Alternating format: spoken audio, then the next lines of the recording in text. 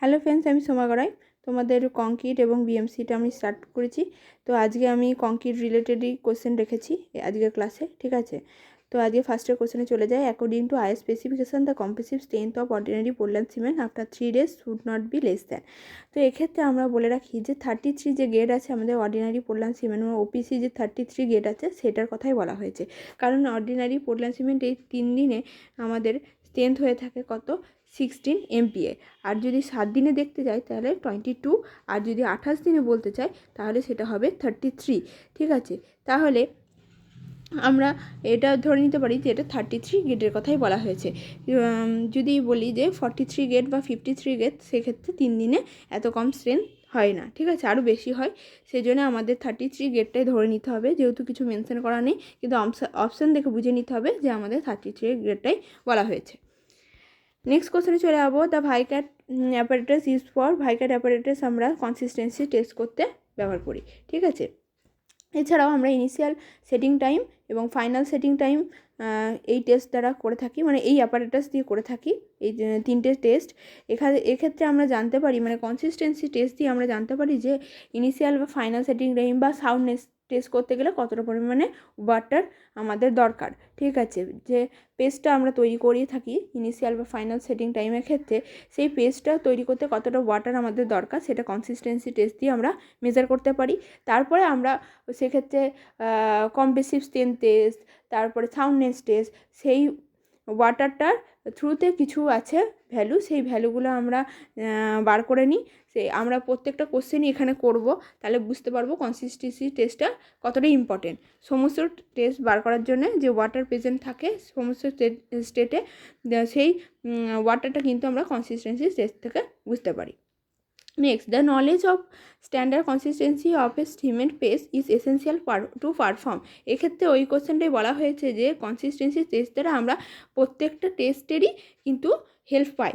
কীরকম পাই না, কতটা পরিমাণে ওয়াটার আমাদের দরকার সেটা কনসিস্টেন্সি টেস্টে বার করা হয়। সেক্ষেত্রে আমরা ইনিশিয়াল সেটিং টাইম এবং ফাইনাল সেটিং টাইম বার করি, সাউন্ডনেস বার করি, তার সাথে কিছু ফ্যাক্টর যোগ করে করে আমরা final setting time, soundness, compressive strength test সবই কিন্তু বার করতে পারি। তার জন্য এই কোশ্চেনটা থেকেও এটা বলে দিতে পারা যাচ্ছে যে সেটিং টাইম টেস্ট, সাউন্ডনেস টেস্ট এবং যে কম্প্রেসিভ স্ট্রেংথ টেস্ট সব ক্ষেত্রেই আমরা কিছু না কিছু নলেজ পেয়ে থাকি। সেটা আমরা কোশ্চেন করতে গিয়ে বুঝতে পারবো যে কীভাবে আমরা সেটা বার করে থাকি। In Vicat apparatus the diameter of Vicat plunger, Vicat plunger এখানে 10 mm দেওয়া হয়েছে। 10 mm শুধুমাত্র কনসিস্টেন্সি যখন টেস্ট করব তখন যে প্লাঞ্জারটা আমরা ইউজ করে থাকি সেটা 10 mm হয়ে থাকে, ঠিক আছে। ইনিশিয়ালের ক্ষেত্রে 1 mm হয়ে থাকে, আর ফাইনাল যে সেটিং টাইম সেক্ষেত্রে আমরা 5 mm কিন্তু ডায়ার নিডিল ইউজ করে থাকি। 3টে টেস্ট করা হয় ভাইকাট দিয়ে, শুধু প্লাঞ্জার বা প্লাঞ্জারের যে নিডিল সেটা কিন্তু চেঞ্জ থাকে। এরপরে the length of Vicat plunger in Vicat apparatus varies from, লেন্থটা কত থেকে কতর মধ্যে ভ্যারি করে, 40 to 50 mm এর মধ্যে ভ্যারি করে। Next, the percentage of water for the making a cement paste of normal consistency varies from, এই তো এখানেই বলা হয়েছে যে কতটা পার্সেন্টেজ আমাদের ওয়াটার লাগে নর্মাল কনসিস্টেন্সির জন্য। এটা হচ্ছে 25 থেকে 35%, ঠিক আছে। 25 থেকে 35% আমাদের যে ওয়েট অফ সিমেন্ট তার 25 থেকে 35% আমাদের ওয়াটার লাগে নর্মাল কনসিস্টেন্সি টেস্ট করার জন্য।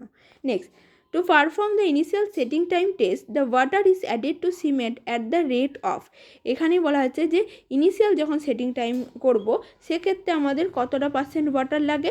এই যে আমি বললাম কনসিস্টেন্সি টেস্ট থেকে আমাদের কিন্তু এইগুলো ফ্যাক্টরগুলো বার করতে পারি, ঠিক আছে। পি ফর কি এখানে লেখা যাচ্ছে, পি ফর হচ্ছে যে percentage of water required for normal consistency, মানে আমাদের যে নর্মাল কনসিস্টেন্সি টেস্ট করে নিলাম সেক্ষেত্রে আমাদের একটা পার্সেন্টেজ অফ ওয়াটার বেরিয়ে গেল, তার সাথে একটা ফ্যাক্টর গুণ করেছি কত, 0.85 গুণ করে দিচ্ছি, সেটা আমাদের লাগবে ইনিশিয়াল সেটিং টাইমের জন্যে ওয়াটার, ঠিক আছে। সেই জন্যই আমি বললাম যে ওই কনসিস্টেন্সি টেস্টের থেকেই আমরা সাউন্ডনেসের জন্য কতটা ওয়াটার লাগবে, ইনিশিয়াল সেটিং টাইমে কতটা ওয়াটার লাগবে, কম্প্রেসিভ স্ট্রেংথে, টেনসাইল স্ট্রেংথে কতটা পরিমাণে ওয়াটার লাগবে, সেগুলো আলাদা আলাদা প্রত্যেকটার ক্ষেত্রেই ফ্যাক্টর হয়, সেই ফ্যাক্টরগুলো আমরা কিন্তু বার করে থাকি। এখানে লেখা আছে এটা বাই ওয়েট অফ সিমেন্টের ইউজ করা হয়, ওয়াটারটা by weight of cement 0.85 p, P মানে যে নর্মাল কনসিস্টেন্সি যে ওয়াটার, সেই ওয়াটারটার সাথে আমরা 0.85 গুণ করে দেবো, যে যতটা ওয়াটার লাগে সেই ওয়াটারটা কিন্তু আমাদের ইনিশিয়াল সেটিং টাইম টেস্ট করতে লাগবে। Next question, Le Chatelier apparatus is use to perform. Le Chatelier আমরা সাউন্ডনেস টেস্ট করতে ইউজ করে থাকি, মানে কোনো সিমেন্ট কতটা ভলিউম ইনক্রিজ করতে পারে, ঠিক আছে, এক্সপ্যান্ড করতে পারে, হ্যাঁ ঠিক আছে, সিমেন্টের মধ্যে ওয়াটার পড়ার পর সেটা কতটা এক্সপ্যান্ড করতে পারে সেটা সাউন্ডনেস টেস্ট দ্বারা বুঝতে পারি। সেটা আমাদের কিসের কারণে হয়ে থাকে, সিমেন্টের মধ্যে যদি ফ্রি লাইম প্রেজেন্ট থাকে, সেই লাইমটা যদি আমাদের এক্সেস হয় তাহলে বেশি এক্সপ্যান্ড করবে, মানে সেটা আনসাউন্ড হয়ে যাবে, ঠিক আছে। তো লাইম প্রেজেন্টের জন্য আমাদের সাউন্ড হয়ে থাকে, তো লি চ্যাটেলিয়ার অ্যাপারেটাস দিয়ে সেটা মেজার করে থাকি। এছাড়াও ম্যাগনেসিয়া এবং সালফারেও কিন্তু সাউন্ড হয়ে থাকে, ঠিক আছে, মানে আনসাউন্ড হয়ে থাকে, বেশি যদি হয়ে যায় সেটাও কিন্তু মেজার করা আছে, কিন্তু সালফারের ক্ষেত্রে আমরা মেজার করতে পারি না। লাইম শুধুমাত্র লি চ্যাটেলিয়ার অ্যাপারেটাস সাহায্যে মেজার করতে পারি। আর যদি বলি ম্যাগনেসিয়া অটোক্লেভ, মানে ম্যাগনেসিয়াতে অটোক্লেভ অ্যাপারেটাস দিয়ে কিন্তু মেজার করতে পারি। এরপরে question, to perform the soundness test the water is added to the cement at the rate of, আগেটা বললাম কিসের জন্যে, ইনিশিয়াল সেটিং টাইমের জন্যে। এটা হচ্ছে কি আমাদের সাউন্ডনেস টেস্টের ক্ষেত্রে আমাদের কতটা পরিমাণে ওয়াটার লাগবে, যে নর্মাল কনসিস্টেন্সি আছে তার 0.78 পি আমাদের ওয়াটার লাগে, ঠিক আছে, এক্ষেত্রেও বাই ওয়েট অফ সিমেন্ট, ঠিক আছে। আর পিটা লিখিনি, পি হচ্ছে percentage of water for normal consistency. Next, the compressive strain test of cement water is added at the rate of, ঠিক আছে, এক্ষেত্রে একটু ভুল লেখা আছে, এটা P/4 প্লাস 3% হবে, তোমরা এটা ঠিক করে নিও, P/4 প্লাস 3% আমাদের ওয়াটার লাগে।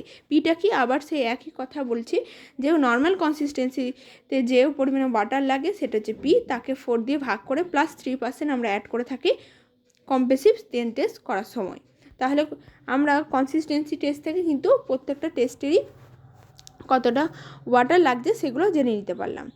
এরপরে question, initial setting time of ordinary Portland সিমেন্টের ক্ষেত্রে ইনিশিয়াল সেটিং টাইম, এটা আমাদের সবারই জানা, 30 মিনিট হয়ে থাকে, ঠিক আছে, 30 মিনিট হচ্ছে আমাদের ইনিশিয়াল সেটিং টাইম ওপিসি সিমেন্টের ক্ষেত্রে। Next, final setting time of ordinary Portland cement আমরা জানি 10 ঘন্টা। 10 ঘন্টা মানে কত মিনিট, 600 মিনিট, তাহলে অপশান ডি হচ্ছে রাইট অ্যান্সার। নেক্সট কোশ্চেনে চলে যাবো, for performing the compressive strain test of cement the size of cube mole should be, আমাদের যে কম্প্রেসিভ স্ট্রেন টেস্ট করা হয় সেক্ষেত্রে আমাদের সিমেন্টের জন্যে, হ্যাঁ সিমেন্টের জন্য যে কম্প্রেসিভ স্ট্রেন টেস্ট করা হয় সেক্ষেত্রে আমরা যে মোলটা ইউজ করেই থাকি সেটা হচ্ছে 7.06 সেন্টিমিটার, ঠিক আছে। এটা অনেকেই গুলিয়ে দিতে পারে যে 150 আমরা যে কিউবটা ইউজ করি 150 ইন্টু 150 ইন্টু 150, সেটা কিন্তু কংক্রিটের কম্প্রেসিভ স্ট্রেন টেস্ট যখন করি, যে ক্যারেক্টারিস্টিক কম্প্রেসিভ স্ট্রেন টেস্ট যেটা আমরা করে থাকি, ঠিক আছে, সেটার ক্ষেত্রে কিন্তু আমাদের 150 ইন্টু 150 কিউব ইউজ করা হয়, কিন্তু যখন সিমেন্টের ক্ষেত্রে বলবে তখন সাইজটা একটু কমে যাবে, সেটা হচ্ছে 7.06 সেন্টিমিটার, ঠিক আছে। নেক্সট কোশ্চেনে চলে যাবো, according to India standard specification for the compressive strength test of cement the cement and standard sand mortar in the ratio use is, এক্ষেত্রে বলেছে কম্প্রেসিভ স্ট্রেন্থ টেস্টের জন্য, কম্প্রেসিভ হোক আর টেনসাইল স্ট্রেন্থ হোক, দুটোর ক্ষেত্রে কিন্তু আমরা সিমেন্ট এবং স্যান্ডের যে রেশিও, সিমেন্ট এবং স্যান্ডের যে রেশিও সেটা 1.3 হয়ে থাকে, দুটোর ক্ষেত্রেই 1.3তে আমরা মিশিয়ে থাকি।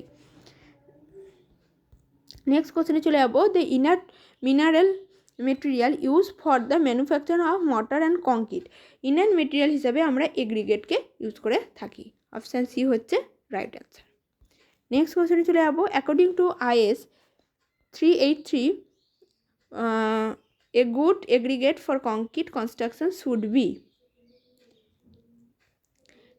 Chemically inert, sufficiently strong, sufficiently hard and durable, all of this. এক্ষেত্রে সব কটা হবে যে একটা এগ্রিগেটের কী কী থাকতে হবে গুণ, সেগুলো হচ্ছে যে কেমিক্যালি ইনার্ট হতে হবে, সাফিসিয়েন্টলি স্ট্রং হতে হবে, সাফিসিয়েন্টলি হার্ড ডিউরেবল, এই সব কটাই কিন্তু আমাদের থাকতে হবে, তাহলে অপশান ডি হচ্ছে correct answer. Next, for reinforce concrete the aggregate use is, reinforce concrete হিসাবে রেইনফোর্স কংক্রিটে আমরা কী কী এগ্রিগেট ইউজ করে থাকি, ফাইন এগ্রিগেট আর কোর্স এগ্রিগেট। তো ফাইন এগ্রিগেট হিসাবে স্যান্ড তো ইউজ করে থাকি, গ্রাভেল আর ক্রাশ রক হিসাবে আমরা কী করি, কোর্স এগ্রিগেট হিসাবে গ্রাভেল আর ক্রাশ রককে ইউজ করে থাকি। তাহলে সব কটাই অ্যান্সার হবে, all of the above, option D হচ্ছে রাইট অ্যান্সার। নেক্সট কোশ্চেনে চলে যাবো, for the manufacture of concrete of low density the aggregate use, low density সেক্ষেত্রে আমরা ফার্নেস, ক্লিঙ্কার ইউজ করতে পারি, কোক ব্রিজ ইউজ করতে পারি, সডাস ইউজ করতে পারি, সব কটাই কিন্তু ইউজ করতে পারি। অপশান ডি হচ্ছে রাইট অ্যান্সার। নেক্সট কোশ্চেনে চলে যাবো, the material having particle size varying from 0.002 to 0.06 mm is term dash. তো এটা এই যে ভ্যারিয়েশন সেটা কিসের, সিল্টের ক্ষেত্রে। এর যদি নিচে হয় মানে 0.002 থেকে 0.002 সেটা হচ্ছে আমাদের ক্লের ভেরিয়েশন, ঠিক আছে। আর 0.06-এর পরে যদি আমরা 4.75 ধরি তাহলে সেটা স্যান্ডের ভেরিয়েশন, ঠিক আছে। কি হবে 0.06, কোথাও কোথাও এটাকে 0.75, অ্যাকচুয়ালি 0.075ই হয়, 75 থেকে 4.75 অবধি স্যান্ডের ভেরিয়েশন আছে। তার মধ্যে আবার আছে কি মিডিয়াম স্যান্ড, ফাইন স্যান্ড, ঠিক আছে, কোর্স স্যান্ড, এগুলো কিন্তু আবার ভাগ আছে। তাহলে স্যান্ড, ক্লে আর সিল তিনটে ভেরিয়েশন হলো, এক্ষেত্রে যে ভেরিয়েশনটা দেওয়া আছে সেটা হচ্ছে সিল, অপশান এ তাহলে রাইট অ্যান্সার। নেক্সট কোশ্চেনে চলে যাবো, an aggregate is said to be cyclopean, এটা বানানটা ভুল হয়েছে, এটা সাইক্লোপ্লেন হবে if it size is more than, যদি আমাদের এগ্রিগেটের সাইজ 75 mm এর বেশি হয়ে যায় তাকে আমরা সাইক্লোপ্লেন বলে থাকি, ঠিক আছে। অপশান সি হচ্ছে রাইট অ্যান্সার। আজকে আমি 20 নাম্বার সব কোশ্চেন করে নিলাম, ঠিক আছে। তো তোমাদের এগুলো বেসিক আলোচনা হচ্ছে কংক্রিটের, ঠিক আছে, যাতে কোনো রকমভাবেই তোমাদের কোনো টপিকই বাদ না যায়, সেজন্য আমি ছোট ছোট ক্লাসের মধ্যে সমস্ত টপিকই কভার করার চেষ্টা করছি। যাদের হয়তো অনেকটা প্রিপারেশান হয়ে গেছে তাদের এগুলো হয়তো সোজা লাগবে, তাও তোমরা একটু রিভাইজ করে নিতে পারবে। যারা নতুন একদম প্রথম থেকে তোমরা পড়তে চাইছো বা এখনই হয়তো প্রিপারেশান শুরু করেছো, স্টার্ট করছো, তাদের ক্ষেত্রে অনেক সুবিধা হবে, কারণ আমি একদম বেসিক থেকে আলোচনা করতে শুরু করেছি।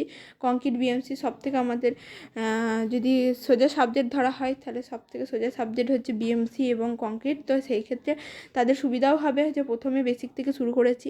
সামনে পঞ্চায়েতের এক্সাম হবে, ঠিক আছে, নির্মল সহায়ক, তারপরে জেপি মানে জেলা পরিষদের আছে, সাব অ্যাসিস্ট্যান্ট, ঠিক আছে। অ্যাসিস্ট্যান্ট একটু টাফ লেভেল হবে, কিন্তু সাব অ্যাসিস্ট্যান্ট বলো বা এনএস মানে নির্মল সহায়ক সেটা কিন্তু অতটাও টাফ হবে না, ঠিক আছে। যারা প্রিপারেশান শুরু করেছো তারা একদম বেসিক থেকে করতে থাকো, হ্যাঁ। এবং আরও সাবজেক্ট আমি স্টার্ট করব, ঠিক আছে, যাতে আমি কন্টিনিউ করতে পারি, সেই জন্যই আমি ছোটো ক্লাসের মধ্যেই করাচ্ছি, যাতে আমি কন্টিনিউ করতে পারি। না হলে লেন্দি হয়তো ক্লাস করতে গেলে অনেকটা টাইম লেগে যায়, সেক্ষেত্রে হয়তো আমি কন্টিনিউ ক্লাস করাতে পারবো না, সেই জন্য ছোটো ছোটো ক্লাসের মধ্যে তোমাদের করছি। তোমাদের ছোটো ক্লাস করতেও ভালো লাগবে, অনেকক্ষণ ধরে ক্লাস করালে বোরিং লেগে যায়, মাঝখানে হয়তো 1 ঘন্টা ক্লাস থাকলে মাঝখানে হাফ ক্লাস দেখার পর তারপর আর হয়তো কেউ এনার্জি পায় না বা দেখতে চায় না, যেহেতু এখন সামনে কোনো এক্সাম নেই সেই হিসাবেই বলছি, হ্যাঁ। তো আমি চেষ্টা করছি কন্টিনিউ ক্লাসগুলো করার এবং সব সাবজেক্ট কভার করার চেষ্টা করব। তোমাদের যদি আমাদের চ্যানেলে অন্য কিছু বলবার থাকে অন্য কোনো সাবজেক্ট নিয়ে তাহলে বলতে পারো, কমেন্ট সেকশনে বলতে পারো, ঠিক আছে।